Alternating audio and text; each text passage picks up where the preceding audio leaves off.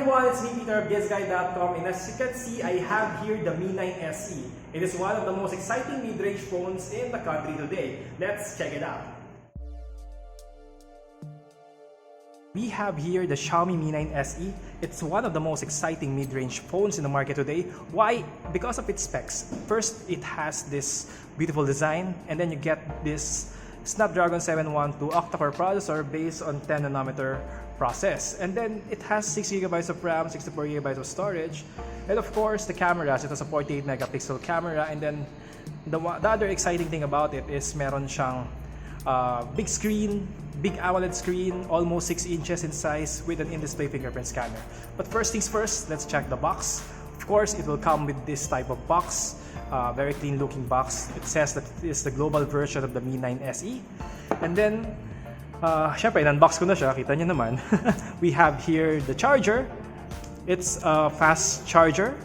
And then, Xiaomi, of course, Xiaomi will include this type of cable. It's a USB-C cable. USB-A yung kabilang dulo niya, and then USB-C yung kabila. It's 2019 na, so alam ni Xiaomi yon. So they won't give us micro USB cables anymore. They won't give us phones with micro USB ports anymore, which is really, really nice. And then you get this dongle. The dongle is USB-C to 3.5mm. I'll explain later bakit meron siya nito. And then you get this, of course, SIM ejector tool. And then I'm glad to say na meron siyang libreng case. Okay, this is the phone itself. This is the Xiaomi Mi 9. It's in blue, stylish blue color. I forgot the exact name. Let me double check. It is the ocean blue color. Ito nyo, ang ganda ng kanyang gradient design, and then very reflective yung kanyang back. It's really nice looking. It's really premium looking. It's made out of real glass. And then the frame, I do not know if the frame is metal, but it feels quite nice in my hand. So maybe they're using a premium type of polycarbonate shell here. And then in front, you get this, Antutu score na agad. You get this 5.97 inch. I'm sorry, it's not 6 inches. It's 5.97. It's almost 6 inches in size. It's an AMOLED display with full HD resolution with Gorilla Glass 5 protection. So it has Gorilla Glass 5 at the back. It also has Gorilla Glass 5 in front. My only issue is it has this fingerprint smudge magnet back, as you can see here. But I think this will not be prone to fingerprint scratches kasi it has Gorilla Glass. And I like that. And if you can notice here, the camera bump is not huge. It has a camera bump, but it's not really that big. And once you put the case is already big enough and thick enough yung kanyang design para hindi magasgas si camera, which is nice. Or maybe it can help na hindi siya magasgas agad-agad. So in front, what I like is the display has an in-display fingerprint scanner. And as you can see, ang bilis niya na-unlock yung phone. It's one of the fastest in-display fingerprint scanner that I've ever seen, especially at this price point. Imagine, this is a mid-range phone, pero meron siyang in-display fingerprint scanner. And the fingerprint scanner that they use is not slow. It's pretty fast. So another one. Let's do another demo. Here. Next is it has this Snapdragon 712 chipset inside. Kung nakita niyo yung Antutu score na I loaded earlier, this is the score that it will get once you try this app. And this score is already good enough to run most of the games. Most of the apps. And it's faster than most Snapdragon 600 series. It's faster than the Kirin 710. It's faster than the Helio P60. It's faster than the Helio P70. Because this chipset is a new generation chip. It's 712. 712 is newer than 710. So we can expect that it has a powerful performance overall. And then, here. Again, USB-C na siya. Although wala na siyang headphone jack. But it has a microphone here and it has a speaker here. Then on this other side, you get this power button and then the volume rocker. And then on the other side, you will see that it has this SIM tray. Nakatago yung SIM tray niya here. Let's check it out. Okay, ang SIM tray niya is a hybrid SIM tray. So meaning you can put sorry, it's not hybrid kasi wala siyang SD card slot. It doesn't have the SD card slot, but it is a dual SIM, dual nano SIM siya. So that's a bit of a bummer because wala siyang expandable storage. But it's okay. Let us all remember the price of this phone. It's 15,990 lang. And then let's all remember yung specs na in-include ni Xiaomi here. And then look at this. Sa taas niya, meron pa siyang IR blaster. The IR blaster is the thing that you can use for as a remote. As a remote, you can control your aircon, you can control your TV, and more. Okay. Now that I mentioned most of the specs, the battery. The battery is 3070 milliamperes. Okay, it's a bit smaller than what I wanted, but at least it has this 18 watts fast charger. So this is an 80 watts fast charger. So expect natin na it can fully charge this phone maybe a little bit more than an hour lang. I will test it out and I will update you guys if true yung hula ko. And then the cameras. I think that's the main highlight of this phone, the cameras. The main camera is a 48 megapixel sensor. The 48 megapixel sensor is a Sony IMX586 sensor with pixel binning technology. And then you get a secondary 13 megapixel camera at f2.4. That secondary camera is an ultra-wide camera. And then it has this 8MP 2x telephoto sensor for zooming. So that's nice. Let's see the camera software. So, as you can see here, the camera software is very Xiaomi. Sanay na tayo sa camera software ni Xiaomi. It has this AI optimization button here.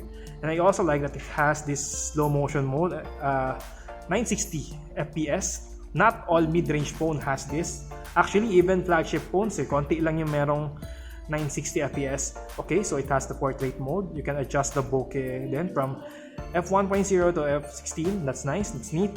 And then you get this night mode. The night mode will allow you to take handheld long exposure shots, maybe in few seconds. And then it will make your night photos brighter, clearer, sharper, with nicer dynamic range. And ako na-test ko na si Xiaomi with other phones that has night modes. And I'm really impressed. No need for Google camera. Even without the Google camera, it's really, really good. But aside from the triple camera setup sa likuran niya, meron din siyang powerful selfie camera. The selfie camera has a 20 megapixel snapper. Oh, by the way, I forgot to mention, the notch is very, very small. So as you can see, the screen to body ratio of this device is very wide. And look at that. Ang liit ng shin bezel niya, di ba? Ang liit din ng top bezel niya. Ang liit din ng shin bezel niya. So the result, it's very, very handy. The phone is super handy. So moving back to the selfie camera, it's a 20 megapixel sensor. So ano ba magagawa mo sa 20 megapixels? Of course, you can take images, selfies with crisp details, nice clarity, and good colors. Na-try ko na siya a few times. Happy with the results so far. I will put it here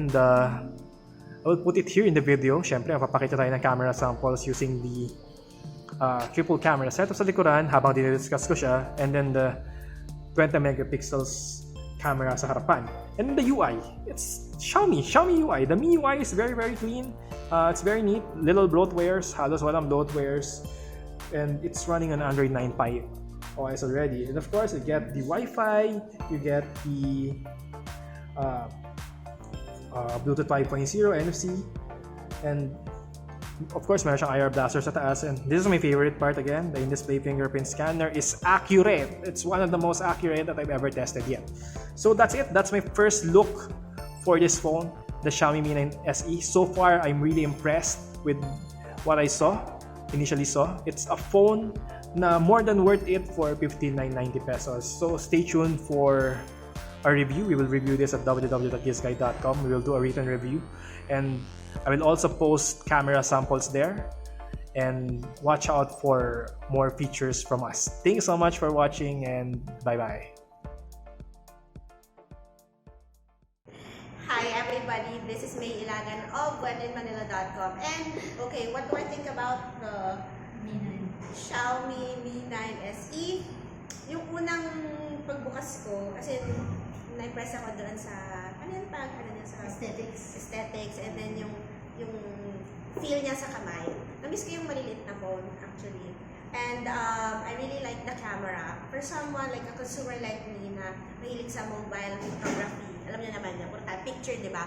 So, ang bilis nung niya, ang bilis nung kanyang, nung kanyang autofocus. Yeah, and then, walang distortion yung kanyang ultra-wide lens, which is really good kasi hindi ka magmumukhang alien. Parang gano'n, di ba? So anyway, I still would really love to test this out. And yun nga, especially on low light scenarios. Like what PJ said, maganda daw ang Xiaomi pagdating sa low light. So, malalaman natin yan in the coming days. And ayun nga, ano pa ba? And of course, the price. Nagulat ako na for only like 16,000, 15,990, you get, grabe, yung specs na, 48 MP. And then, di ba, ang bilis nung basta. Hindi kasi mag-edit guys, so flagship specs, pero super pang mid-range yung price. So, ayun. Check it out. It's something worth checking kung naghahanap ka ng mid-range na phone. So, yeah. Hi guys, I'm Ava Castillo of Xiaomi Philippines. I have here the Mi 9 SE, which we recently launched earlier today. And then you can get it for only $15,990 from authorized Mi stores. It will be available first in Robinsons, Manila, starting May 18, but it will be available in all Mi stores starting May 19, 2019. And also, it will be exclusively available on Lazada starting May 18. Okay, so mark your calendars. Actually, it's really a good buy because you can get Snapdragon 712 in-screen fingerprint sensor, and most especially the 48 megapixel triple camera, and it's very lightweight and compact. So guys, it's really a good buy. So, thanks, bye.